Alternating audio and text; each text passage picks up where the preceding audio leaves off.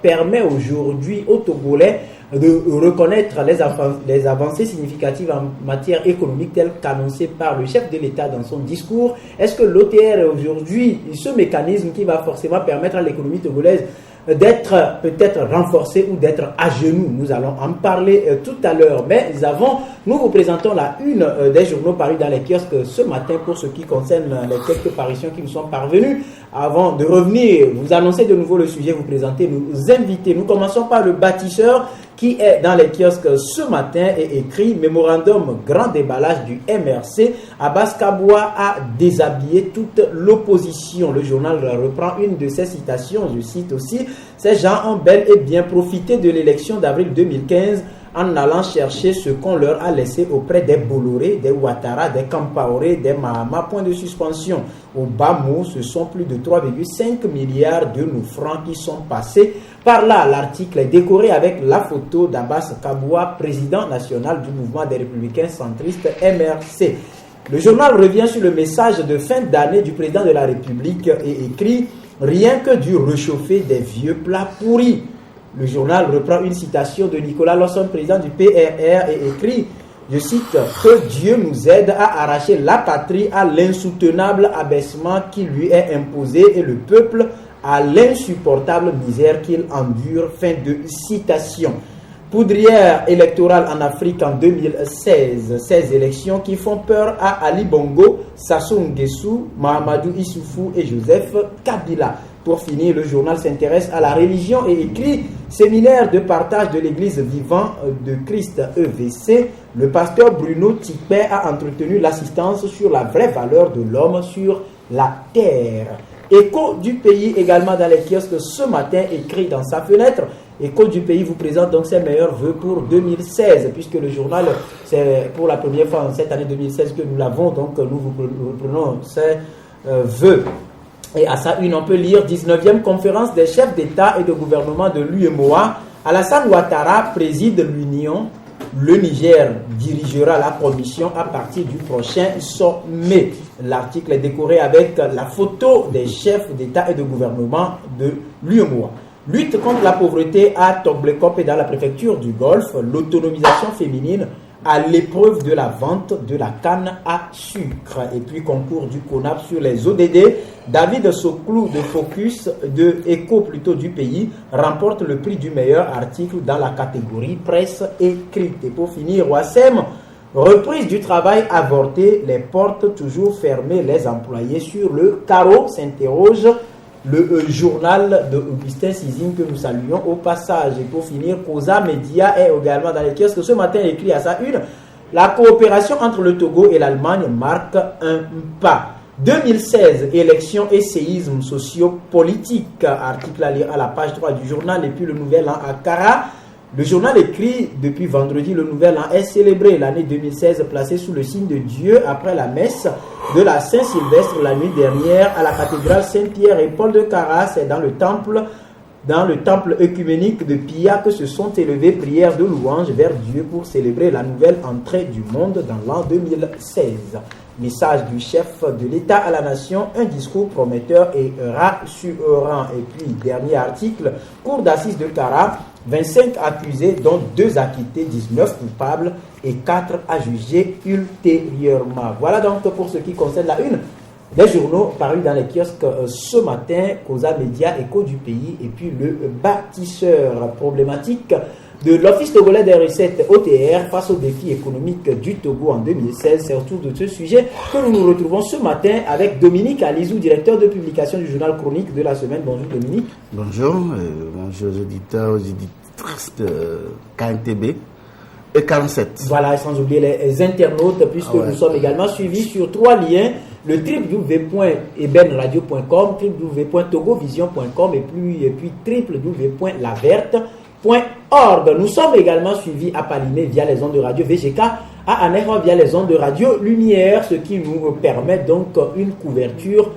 mondiale, si on peut le dire ainsi. Merci donc surtout à vous qui êtes fidèles à cette émission qui va commencer dans peu de temps à dérouler son programme des 3 ans d'existence. Notre second invité, Léon Dour, il est le rédacteur en chef du journal Le Patriote. Bonjour Léon. Bonjour Rodrigue, bonjour à tous les auditeurs qui nous écoutent et que j'interpelle d'ailleurs sur les feux de brousse qui ne cessent de causer assez de dommages ces derniers temps dans le pays. Ça a été le cas à Tablibo. Effectivement, c'est un constat qui est patent, que ce soit dans les zones périurbaines ou en agglomération.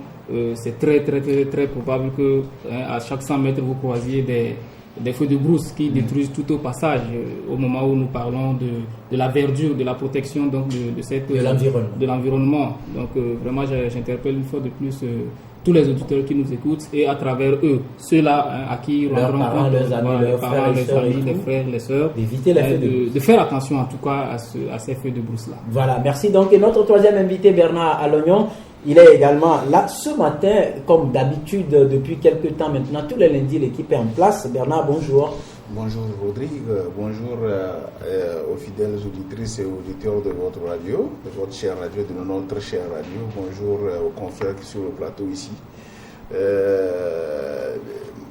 Le rédacteur en chef venait de me dévancer, sinon j'allais également aborder dans le même sens. Donc je ne peux que lui apporter de l'eau au moulin pour attirer l'attention des populations de la campagne, des villages et autres. Des fermes et autres là, sur la situation des feux de brousse, la problématique des feux de brousse qui ne cesse de créer beaucoup de dommages aux populations à l'intérieur du pays. Et au même moment, il faut que l'État prenne rapidement ses dispositions pour voir dans quelle mesure ils peuvent secourir ces populations le plus rapidement possible. Je crois que nous y reviendrons. Donc, je vous laisse la parole. Et voilà, merci donc à toutes et à tous. Vous avez compris, le plateau est déjà bien assis. Office togolais des recettes, c'est cet enfant-là qui est né pour renforcer l'économie du Togo et pour sa naissance, on a dû opérer 2 femmes pour sortir un seul enfant. Les 2 femmes, il s'agit des impôts et des douanes. Et après cette césarienne couplée, on a dû sortir un enfant qui est baptisé OTR. Et avec l'OTR, cet enfant a commencé par faire beaucoup de chômeurs dès sa naissance. Je m'explique, si vous vous souvenez de cette parole chère au président de la République, aucun agent des douanes ni des impôts ne sera sacrifié sur l'autel des réformes. Et pourtant, la naissance a coûté la place à plusieurs centaines d'agents de ces 2 régies financières réunis et ils ont beau hausser le ton, mais l'enfant a beau eu les 2 pieds sur terre. Peu importe ce dont il s'agit, c'était donc une question importante qui devait permettre au Togo de renforcer les capacités économiques et subvenir aux besoins les plus importants et aux premiers besoins, si on peut le dire ainsi, des populations togolaises. Mais chaque jour que Dieu fait, les avancées de l'OTR continuent de susciter des grincements de dents. Depuis quelques jours, ce sont les transitaires non agréés qui montent au créneau après la sommation de la brasserie togolaise brasserie BB au Togo par l'OTR de payer environ 68 milliards de francs CFA. Alors, le débat s'impose, d'où la problématique de l'OTR face aux défis économiques du Togo. Nous y sommes. Alors, Dominique Alizou, dans un premier temps, quelle analyse globale vous faites de la mise en place de l'OTR depuis les premiers jours jusqu'à ce jour? La naissance de l'OTR s'imposait parce qu'il faut reconnaître que les 2 régies financières de l'État, notamment la douane et les impôts, il y a beaucoup de fuites de capitaux ou bien beaucoup de sous qui se retrouvent dans les poches des agents.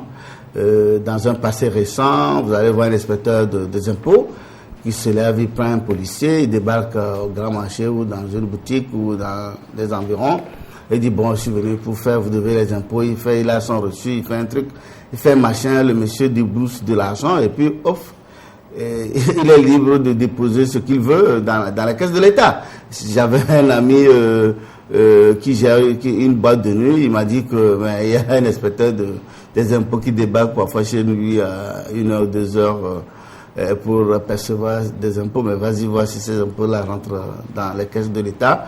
Et donc il y avait ce laisser aller, surtout vous prenez au niveau de la douane également, les douaniers qui rentrent chaque fois à la maison avec d'importantes sommes d'argent, c'est le manque à gagner à l'État. Et je vous dis que contrairement aux pays développés, européens et autres, les douaniers, les agents des impôts ne touchent pas à l'argent. Ils ne touchent pas du tout à l'argent, mais ils gèrent les choses, ils te font la facture et tu vas payer à la banque. Je pense que c'est ce qui est aujourd'hui courent dans ces deux régies financières. Vous prenez la douane aujourd'hui, que ce soit au port ou sur certaines frontières, je pense que la couverture n'est pas totale, si j'ai bonne mémoire, ou elle est totale, je ne sais rien. Donc, les douaniers font l'état des lieux de la marchandise qui veut traverser la frontière, et puis vous allez à côté de la banque qui est juste à côté, et puis vous payez. Et ça évite que le douanier soit libre de prendre les sous et soit libre de donner ce qu'il veut à l'État. Donc je pense que ça réduit tant soit peu l'hémorragie financière que cette deux régies subit, et vous allez comprendre que ça a impacté les recettes au niveau de l'État. Aujourd'hui, le budget, l'OTR a pu collecter, je pense, 500 milliards, et ils promettent d'aller à 575 milliards. Donc, ce qui veut dire quelque part que c'est une réforme qui s'imposait. C'est vrai que au niveau des pays francophones en Afrique, je pense que c'est le Rwanda, l'île Maurice, et je pense que c'est le Togo qui adopte ce système. Et sûrement que les autres pays aussi ne manqueront pas d'emprunter les pas dans ce sens pour vraiment mobiliser les moyens à l'État, parce que il faut forcément ces moyens-là pour les infrastructures, l'école, les salaires. Il y a beaucoup de choses qui rentrent en compte. Donc, je pense quelque part que l'OTR, c'est une bonne chose. Et non, c'est vrai que certains se sont sentis visés, notamment ceux qui avaient l'habitude de s'enrichir. Mais il y a de quoi, c'est de bonne guerre. Mais la réalité est que l'OTR fait œuvre utile à la nation. Voilà, œuvre utile à la nation. Léon, vous avez suivi un peu l'introduction qui nous a permis de lancer cette émission. Vous avez suivi tout à l'heure le développement ou l'analyse de la situation globale par rapport à l'OTR faite par Dominique. Vous, aujourd'hui, quand on parle de l'OTR, cela vous renvoie à quoi? D'abord, quand on parle de l'OTR, moi j'ai quelque chose qui bout dans mon cœur et qui sort. C'est quoi? C'est que l'avènement de l'OTR n'a pas été très tôt fait, parce que je pense que c'est une réforme qu'il fallait engager, sinon amorcer depuis 2000, depuis les années 2000, parce que déjà à l'ère 2000, il y avait beaucoup de choses qui avaient changé, notamment l'économie mondiale même, qui avait déjà changé la tendance de la marche. Il fallait déjà réformer les régies financières, donc la façon dont l'État devait collecter désormais la contribution des uns et des autres. Et je dirais également que l'avènement de l'OTR au Togo n'a fait qu'arranger les choses, du moment où on a vu avec les régies financières donc de la douane et des impôts comment l'argent était collecté. Il n'y avait pas d'abord de synergie d'action entre ces deux régies financières-là, ce qui fait que chacun à son niveau pouvait s'organiser comme il le voulait. Et surtout au niveau des impôts, qu'est-ce que nous avons constaté? C'était par exemple la toute-puissance des plus hautes autorités de cette instance-là, qui pouvaient recruter par exemple le personnel comme ces autorités-là le voulaient. Ce qui n'est plus possible avec l'OTR, parce que désormais la chance égale est donnée à tout le monde de pouvoir servir donc notre pays. Il faut dire également que les mécontents que cela a fait, c'est vrai, ils ont eu raison, ils ont raison d'être mécontents, parce que désormais ils se retrouvent dépourvus de tout emploi. Mais il faut également préciser que lorsque le chef de l'État l'a dit, effectivement, que les gens ne seront pas sacrifiés sous l'autel donc de ces réformes-là, il fallait le prendre également dans le sens où des gens étaient en contrat avec les impôts. Et lorsque votre contrat arrive à échéance et que vous n'êtes plus nécessaire pour le bon fonctionnement de l'office, je ne vois pas en quoi est-ce que obligatoirement on doit renouveler votre contrat. Il y a également ces recrutements fantaisistes qui étaient dont je parlais tout à l'heure là, qui étaient faits, des gens qui se retrouvaient dans des bureaux sans vraiment d'activité à faire, ils n'avaient pas de mission exacte. Donc il fallait également mettre un terme à tout ceci. Donc toute réforme entamée nécessite des sacrifices, et je crois que c'est ces sacrifices-là qui ont été faits. Même au sommet de l'État, je crois que lui-même a eu à se sacrifier, parce que cette réforme-là de l'OTR a fait des mécontents, y compris dans son propre camp. L'électorat également. Donc il a pris un risque en acceptant installer ce truc-là pour le bien de tout le peuple togolais. Donc je dirais que ce que ça me fait ressentir actuellement, c'est d'abord un bon souffle, un souffle de bien-être, un souffle de bonne gouvernance, hein, parce que là au moins on se dit que bon, même si l'institution est là et que nous tous nous voyons déjà avec les 500 milliards qui ont été collectés cette année dernière là, on se dit que de par le passé ce n'était pas le cas. Et si aujourd'hui ça commence par aller, il y a de quoi accorder un peu de crédibilité à cette instance. Voilà, un peu de crédibilité à cette instance. C'est vrai que dans les premiers instants de l'OTR, d'aucuns avaient parlé d'un mécanisme de règlement de compte qui devrait permettre de mettre fin à la suprématie de certaines personnes qui étaient peut-être vues comme des gens qui faisaient main basse sur les ressources économiques du pays. À ce jour, Bernard Alognon, est-ce que cet argument avancé à l'époque peut être encore réitéré? Bon, enfin, je te remercie pour la question et je remercie mes prédécesseurs qui ont apprécié l'arrivée de l'OTR, ce que je confirme, c'est bien, c'est une bonne chose, sauf que les dommages que l'OTR crée sont beaucoup plus importants que les atouts. Parce que lorsqu'on nous dit aujourd'hui qu'on fait une recette de 500 milliards en une année et autres, quelles sont les recettes qu'on avait faites dans les années 2000 lorsque les deux régies étaient là? Quel est le compte qu'on a fait? On n'a pas une idée assez précise sur les choses là. Et c'est vrai que aujourd'hui on a une idée sur le chiffre. Avant, si on n'avait pas les chiffres, c'est compte tenu d'un certain nombre de choses.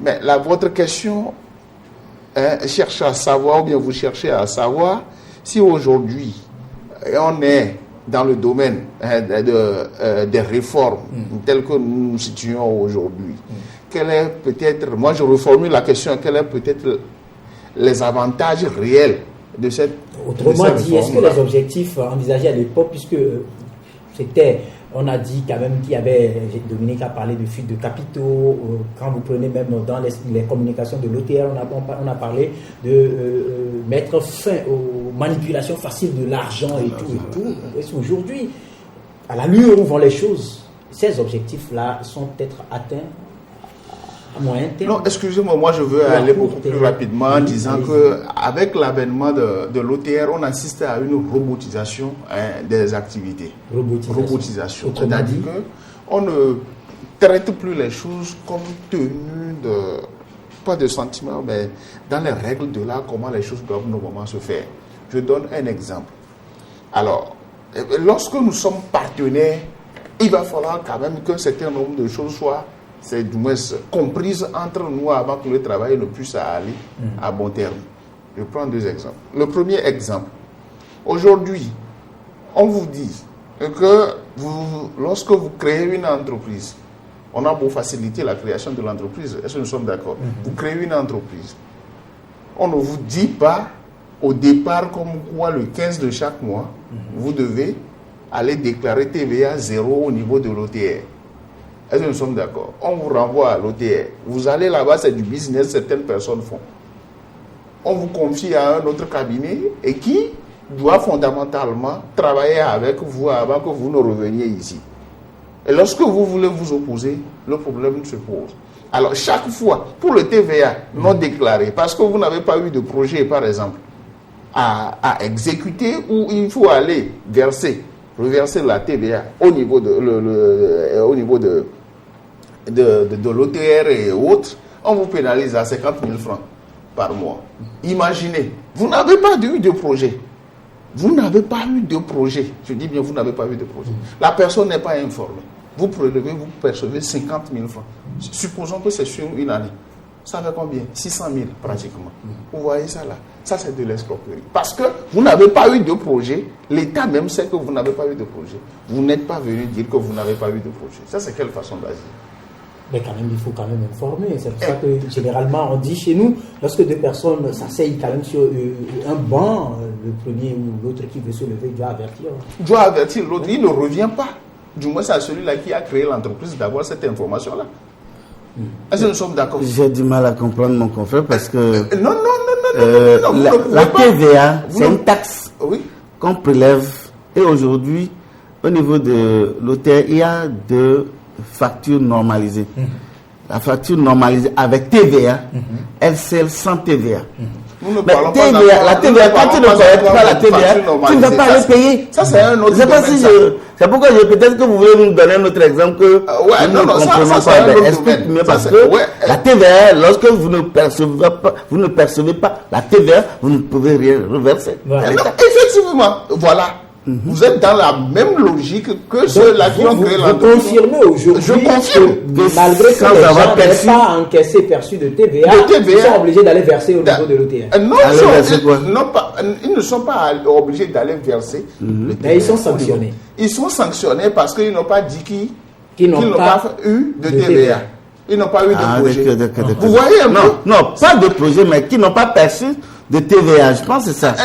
Non, c'est pas qu'ils n'ont pas perçu de TVA, c'est parce qu'ils n'ont pas eu de projet que la TVA. Ils n'ont pas eu d'activité. Que le TVA est égal à 0. Donc il faut le dire. Vous ne le dites pas, ça fait 50 000 francs de pénalité. Oui, puisqu'il n'est pas exclu aussi que des gens puissent percevoir cette TVA et la garde par devers eux. Non, mais là, ce sont ces gens-là qu'il faut sanctionner plutôt. Parce que là, ils sont en train de tromper l'État. Est-ce que nous sommes d'accord? Vous voyez? Ça, c'est une incongruité totale. Ça, c'est le premier point. Le second point, j'ai bien fouillé parce que, enfin, je remercie quand même Rodrigue de nous dire. Ça fait au moins 12 heures que le sujet nous est souvent envoyé. Autre chose. Il y a d'autres problèmes qui se posent dans le pays. Je prends le cas de la brasserie. La brasserie qui doit payer jusqu'à 60 milliards.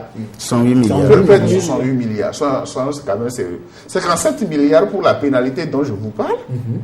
10 milliards pour, comment ça s'appelle, les impôts, normalement. Mais comment est-ce que la pénalité peut dépasser, par exemple, l'impôt qu'il doit vous donner? Ça c'est... Moi, personnellement, je ne trouve pas... Il y a une formule de calcul. C'est quel type de formule de calcul que nous ne pouvons pas savoir? Vous allez au niveau de l'OTR, vous leur demandez, par exemple, comment ça s'appelle, à avoir le document de facturation. Est-ce que nous sommes d'accord? De ces types d'impôts et autres là à payer, vous ne l'avez pas. Et c'était devant moi la dernière fois que un client a été embêté au niveau de l'OTR à Dido Gomé. Il demande. Je suis heureux que vous ayez mis ce dossier-là sur la place publique.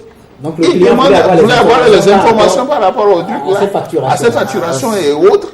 Mais la dame dit il faut aller sur le site de l'OTR. Le monsieur connectait immédiatement sur son téléphone portable et aller sur le site où il n'a rien vu par rapport à ces documents de facturation-là, à ces lignes de facturation. Et pire encore, tenez-vous bien, on lui posait la question de savoir écoutez, vous habitez dans une chambre-salon, ou bien dans une villa, ou bien dans une maison à étage. Le gars dit, c'est pour quelle raison vous me posez cette question-là? Et il dit, c'est pour les taxes sur l'habitation et autres. Ou est-ce que ça a été dit aux populations d'abord, avant qu'ils ne commencent pas à insérer ces choses-là au niveau de l'eau? Donc, bref, il y a beaucoup de taxes d'habitation existent depuis. On va laisser Bernard donc, c'est là où je dis que fondamentalement, nous avons un véritable travail de fond à faire en tant que communicateur pour qu'on puisse essayer d'assainir ou bien de baliser le chemin afin que les populations et les institutions fortes dont le chef de l'État parle puissent effectivement faire leur travail dans le règne de l'art. Si les populations ne sont pas informées par rapport à un certain nombre de dispositions et autres, soyons quand même sérieux, il ne peut que créer un fossé entre les dirigeants et ces populations, ces gouvernés-là. Et c'est ce que moi je ne veux pas. Très bien. On vous a assez compris. Oui, Dominique, vous voulez certaines personnes manquent parfois de l'éthique professionnelle. Voilà, il faudra quand même. Ils embêtent les gens. Voilà. D'accord. Ça, c'est un autre sujet. On reviendra là-dessus forcément. Ça pose le problème d'accueil dans l'administration publique. Vous vouliez apporter. Oui, c'est juste pour indiquer que, généralement, lorsque vous écoutez le plaignant, il faut écouter également celui qui est en face pour vraiment faire, parce que parfois il y a des incongruités ou des incompréhensions qui font que parfois, lorsque vous prenez faire cause pour le plaignant, et lorsque vous découvrez la vérité, vous vous demandez si véritablement c'est cela. Oui, justement. Vous vouliez parler de la taxe sur l'habitation. La taxe sur l'habitation, elle existait depuis, mais elle n'est pas vraiment appliquée parce que les gens n'ont pas. Mais certains le savent et le payent parce que, attends, si vous voulez, tous les grands entrepreneurs. Si vous voulez postuler vous voulez déposer votre candidature, on vous demande si vous payez vos impôts. La taxe sur l'habitation, évidemment, est concernée. Si vous voulez postuler. Mais si, bon, peut-être lui et moi, on est là, on dort, on se réveille, bon, ben, il n'y a pas de souci. Mais lorsque vous voulez faire acte d'une situation et qu'il est bien précisé qu'il faut payer les impôts, là vous arrivez, on vous dit, monsieur, bon, vous habitez, vous êtes dans une villa telle, vous devez à l'État chaque fin du mois, voilà. Est-ce que vous l'avez fait? Si vous ne l'avez pas fait, on ne vous retient pas. Donc, maintenant, je pense que, par exemple, en Côte d'Ivoire, par exemple, la taxe sur l'habitation est systématique. Et je vous dis, ça rapporte à l'État des milliards. Donc, je pense que c'est maintenant que l'OTR veut relancer ce secteur-là pour pouvoir aussi mobiliser les sous à ce niveau. Je pense qu'ils ont déjà commencé par faire certaines annonces déjà, et je pense que incessamment ils veulent vraiment amener la population et j'ai vu dans un journal, non, je pense que c'était sur le site, les différentes catégories de logements et les taxes afférentes à payer. Et donc je pense qu'ils vont incessamment divulguer cela dans les médias et permettre aux autres de savoir si je loge dans une pièce ou dans une chambre salon ou dans une villa, maison à étage, 2, 3, 4 niveaux, ce que je dois à l'État. Voilà. Si on suit bien ce que Bernard a fait, Léon dans son développement tout à l'heure, on comprend que finalement les gens se mettent devant le fait accompli et qu'il n'y a pas un travail de communication qui se fait autour de la chose. Oui, si vous prenez ça ainsi, parce que moi je ne pense pas. Non, c'est juste. Je trouve d'abord qu'il appartient aux citoyens ou aux contribuables de chercher l'information, donc d'aller à l'information. Il n'appartient pas systématiquement à l'État de toujours chercher à informer obligatoirement. L'État de sensibiliser les gens. Du moment où l'État a pris ses règles et l'a publié dans le journal officiel, on suppose que tout le monde a accès au journal officiel. Ensuite, je dis une chose. Ce que je refuse, c'est qu'on dise que des gens qui doivent payer ou qui ne doivent pas payer la TVA se retrouvent à être obligés de la payer auprès de l'OTR, parce que ça ne saurait se comprendre. Du moment où vous arrivez pour la création de votre entreprise au CFE, on vous donne toutes les informations et on vous présente les deux catégories d'entreprises que vous pouvez créer, soit avec TVA, soit sans TVA. Et si c'est personne unique ou personne individuelle aussi, c'est avec des associés. Donc, et vous avez la possibilité de poser toutes les questions là-bas, même si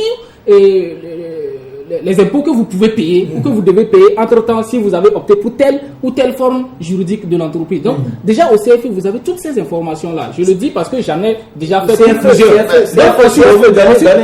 Centre de formation des entreprises qui est à la CCIT là-bas. Donc, ensuite, je voudrais... de commerce et d'industrie du Togo. Voilà, oui, la CCIT, c'est la Chambre de commerce et d'industrie du Togo. J'aimerais ensuite redire une chose.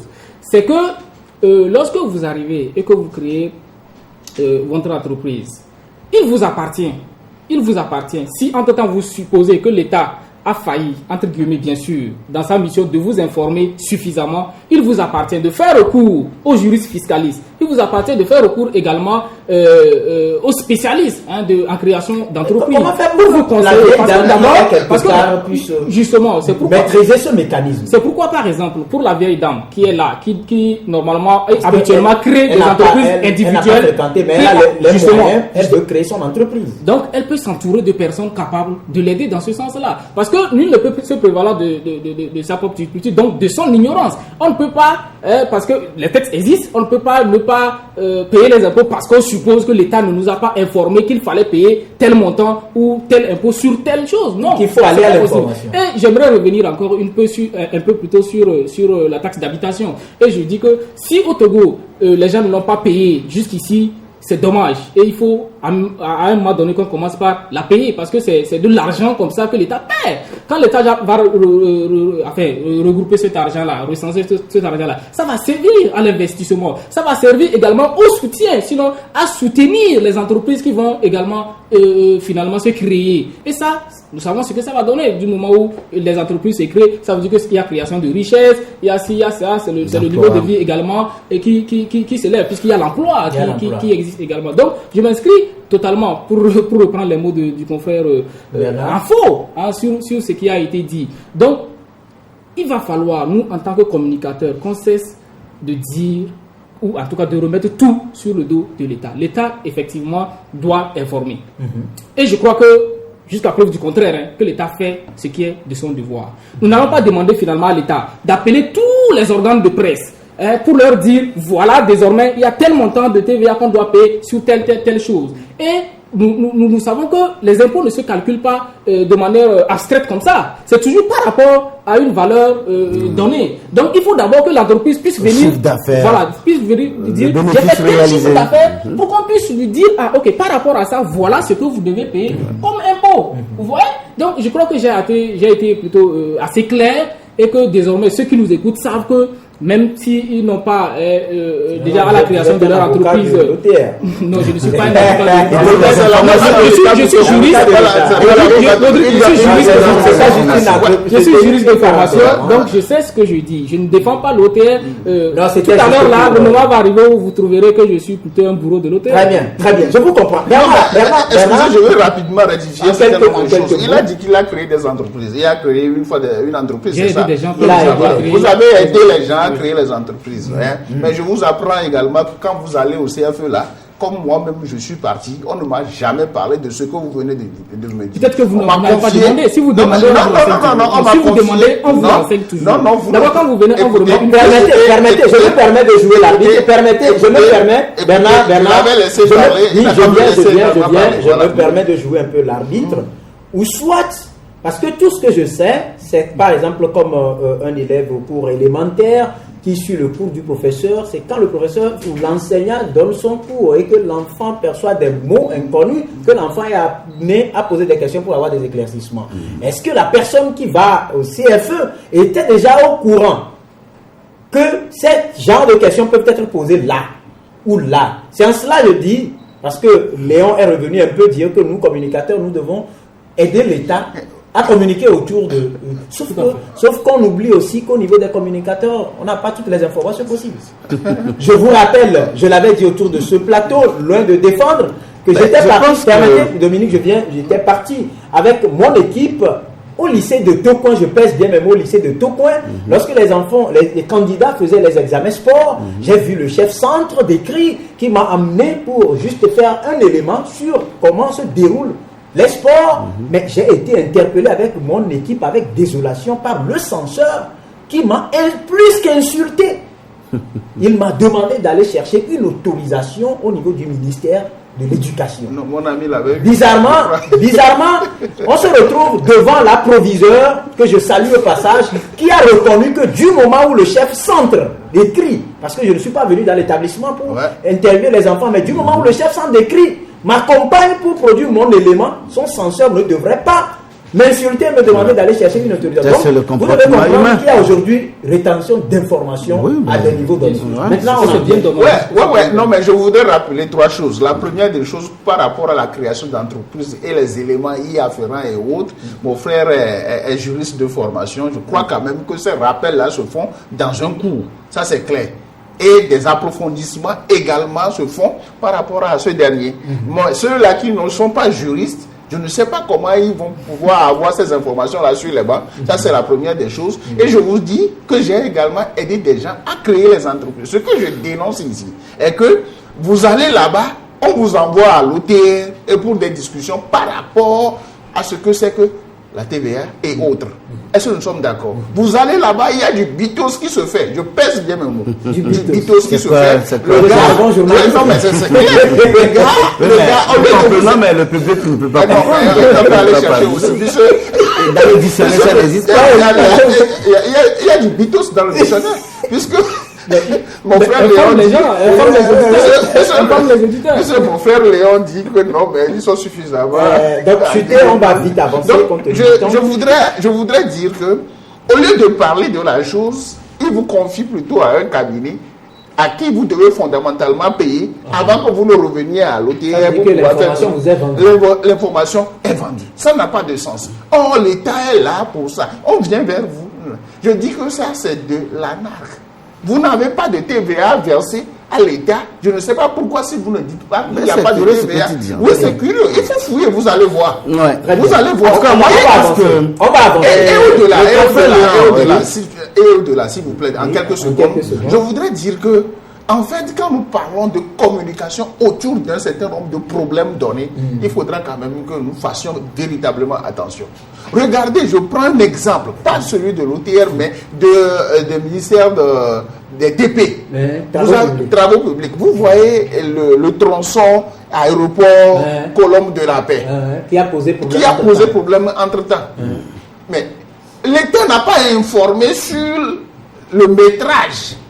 Ce qui voudra dire que vous insistez sur la communication. J'ai insisté sur la communication parce qu'on ne peut pas rester ici et dire que l'État a pris un décret, même dans le même décret que l'État avait pris, le même arrêté dans lequel l'État avait pris là. N'a pas été publié dans le journal officiel. Voilà. Dominique, moi je voulais dire que notre confrère Léon dit avoir assisté à certaines personnes qui voulaient créer une entreprise, ils ont fait la démarche nécessaire.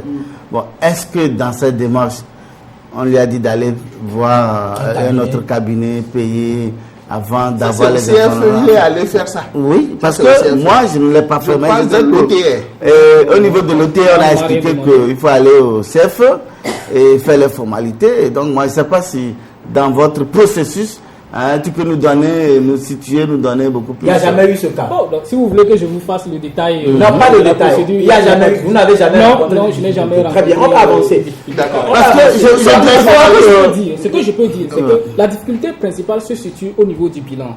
Il y en a qui ne savent pas faire un bilan. Vous voyez? Il y en a qui ne savent pas faire un bilan. Et pour faire un bilan, il faut toujours un spécialiste. Un comptable. Voilà, un comptable qui puisse vous faire un bon bilan pour que vous puissiez présenter les actifs et les passifs, etc. Et ne pas soit payer les impôts en excès, soit payer moins d'impôts que vous ne deviez payer normalement. Puisque après, quand le contrôle se fera, vous serez sanctionné. Voilà, donc c'est là que on va avancer. Avec la mise en place de l'OTR, l'État se réjouit parce que l'OTR a mobilisé 500 milliards de francs CFA en 2015 et on envisage un peu plus en 2016, sauf qu'il y a des grincements de dents sur le terrain. Et si hier, c'était les agents des douanes et des impôts, depuis quelques jours, ce sont les transitaires non agréés qui se plaignent du fonctionnement de l'OTR qui, selon eux, imposent des dispositions qui sont inconcevables. Léon, comment vous trouvez ces grincements de dents de ces quelques populations? Bon, je crois que... Et sans oublier également que beaucoup de petites et moyennes entreprises sont en train d'être fermées pour non-paiement d'impôts. Oui, et c'est bien normal. Nul ne peut se soustraire à la loi. Et du moment où vous ne payez pas vos impôts et que la loi demande à ce qu'on ferme provisoirement ou définitivement les portes de votre entreprise, que cela se fasse. Nous ne pouvons pas aller contre ça. Et maintenant, en ce qui concerne les déclarants en douane, c'est ça, les transitaires non agréés, je pense qu'à avoir écouté un peu le directeur général, le commissaire général des douanes, des douanes la dernière fois, plusieurs pistes de solutions ont été proposées, notamment par exemple qu'on leur a donné suffisamment de temps, comme ils le réclamaient d'ailleurs, et nous avons été témoins, pour se conformer, notamment pour envoyer toute la documentation, la paperasse nécessaire pour avoir l'agrément, notamment les formules qu'on leur a proposées à travers les regroupements qu'ils pouvaient justement faire pour pouvoir bénéficier donc de l'accès au port autonome de Lomé. Ces personnes-là n'ont pas voulu s'y plier parce que chacun à son niveau a regardé le pain, le morceau de pain qu'il allait perdre. Et nous savons ce que c'est. Nous avons acheté des voitures et quand vous allez pour acheter une voiture plutôt, vous voyez tout le tralala, enfin dans l'ancien temps, dans le passé, vous voyez tout le tralala auquel vous êtes soumis. Vous voyez combien de fois vous payez la même taxe pour peut-être 25 000 francs que vous devrez payer normalement ici, vous payez ça, le transitaire va vous dire non, ça fait 75 000 francs. Et puisque vous n'êtes pas là-bas, vous n'allez pas là-bas, vous n'avez d'ailleurs même pas les reçus. Voilà. Vous voyez? Et ça se passe. Donc aujourd'hui, je crois que c'est leur morceau de pain qu'ils sont en train de vouloir proposer. Mais de quelle manière? Et c'est de cette manière que moi je n'admets pas. C'est cette manière plutôt que je n'admets pas. La violence ne résout rien.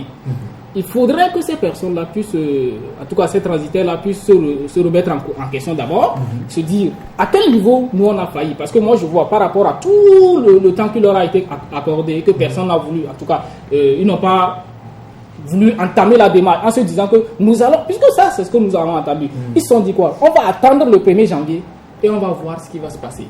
Alors quand on réagit comme ça dans un état de droit ou dans une démocratie, on ne peut pas espérer mieux.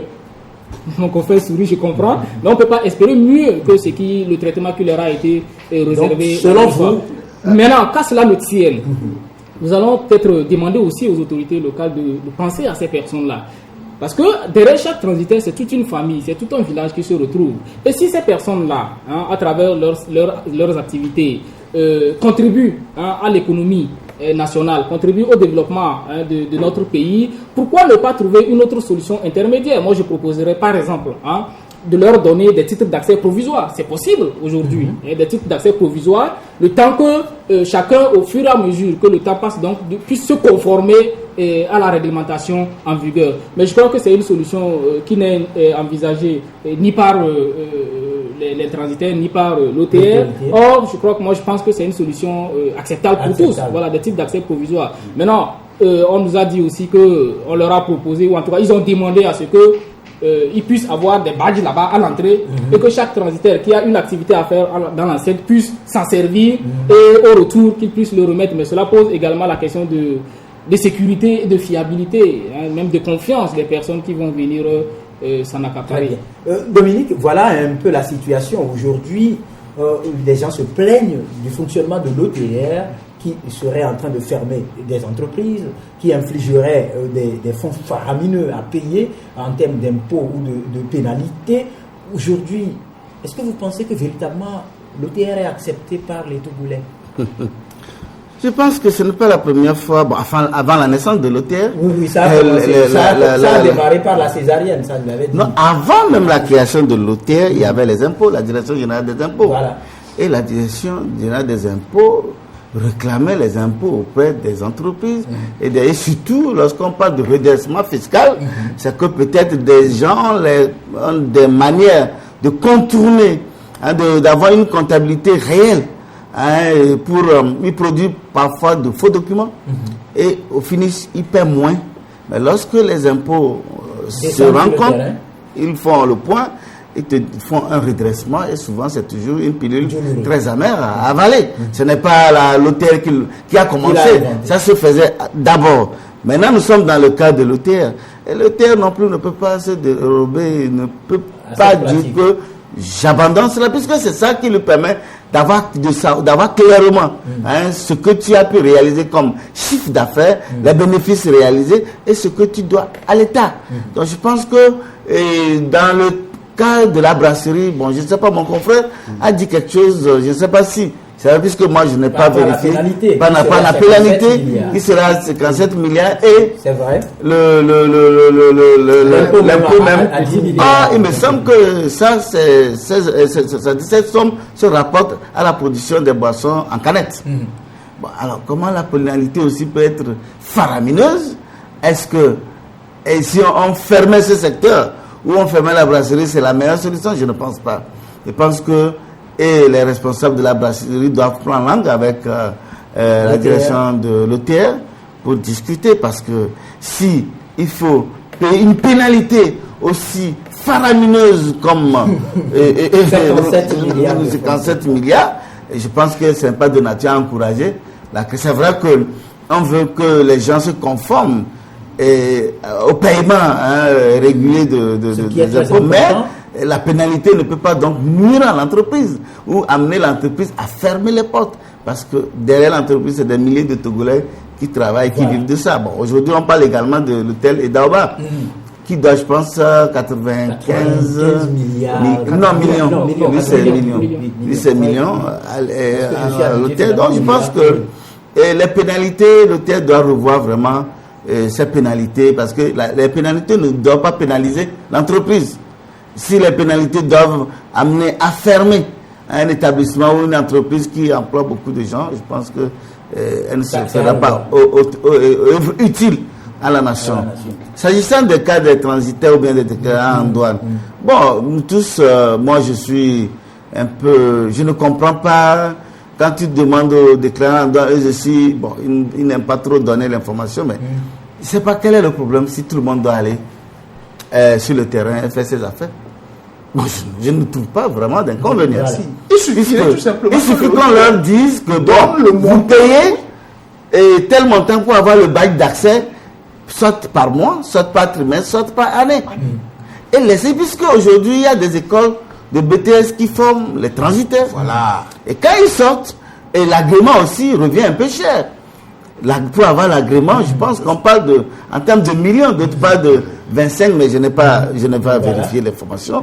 Donc, qu'à cela ne tienne, que ceux qui... Qu'on allège un peu. Qu'on allège et que ceux qui ont l'habitude d'aller, si c'est l'achat de badges qui doit leur permettre de travailler librement au sein du port autonome de Lomé, ben, qu'on leur fasse ça. Bon.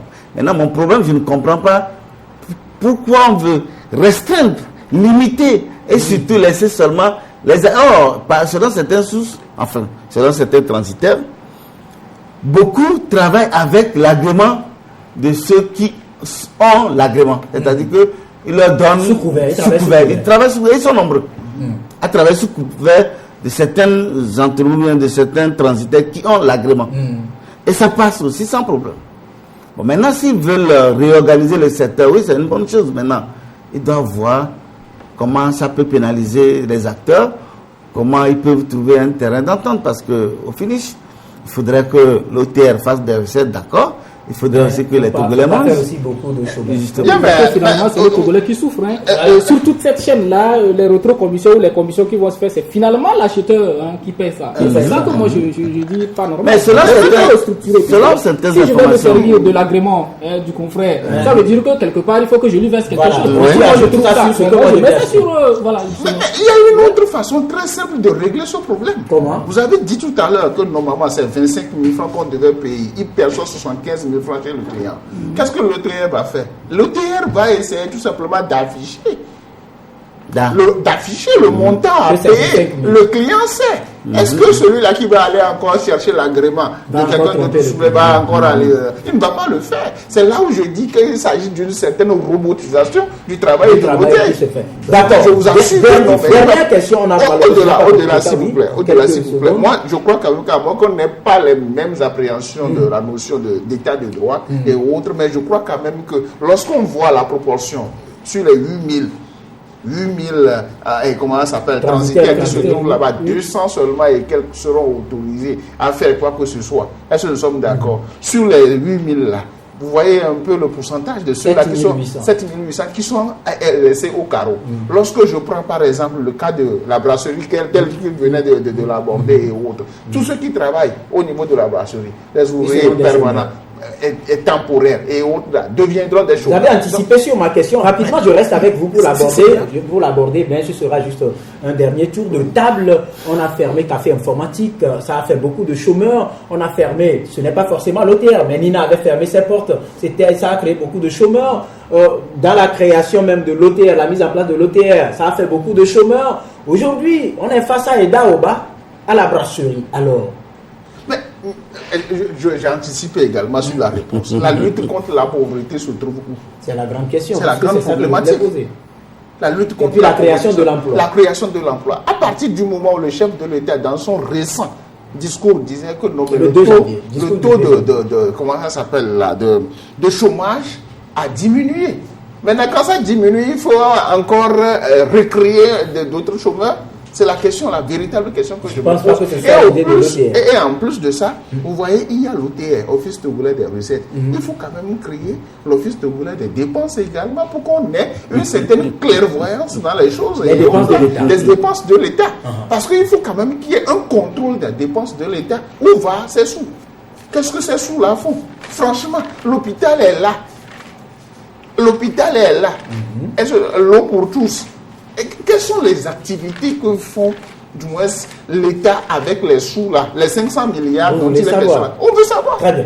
Alors, Dominique, aujourd'hui, beaucoup de personnes pensent qu'il n'y a pas d'humanisme dans le fonctionnement de l'OTR.